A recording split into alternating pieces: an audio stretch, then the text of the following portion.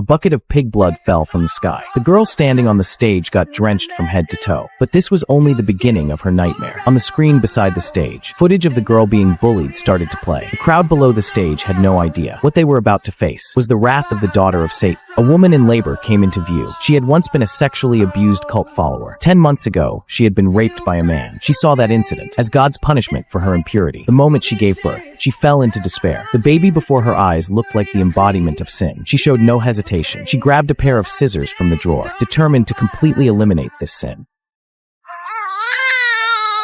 Perhaps it was the baby's crisp cry that pierced through her obsession. Motherly instinct finally outweighed her religious frenzy. She slowly let go of the scissors, deciding to forgive the child who came by accident, and to forgive herself for enduring all that. She named the girl Carrie. Over 10 years passed in the blink of an eye. Carrie grew into a graceful young woman, but years of her mother's religious brainwashing and controlling behavior had made Carrie's personality timid and weak, so she struggled to fit in at school, and was often ostracized by her classmates. During water polo class, all the girls changed into sexy swimsuits. Only Carrie timidly stood aside, because in her mother's eyes, exposing swimsuits were absolutely forbidden, and the flirtatious behavior of boys and girls nearby completely shattered the worldview her mother had imprisoned. During water polo, the gym teacher had everyone practice throwing. Timid Carrie stood alone in a corner, and when the ball landed nearby, Carrie hesitated and didn't move forward. With the teacher's encouragement, she finally took her first step, but accidentally hit a classmate.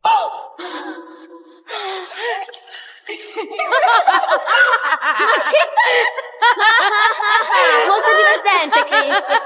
Stai bene? Sì, sto bene. Oh mio Dio! Oh mio Dio! Mangia merda! That was it. Carrie instantly became the laughing stock of the class, ruthlessly mocked. After water polo, Carrie went to the public showers at school. When something unexpected happened, she looked at the blood on her hands. Not understanding what was happening, fear appeared on her face.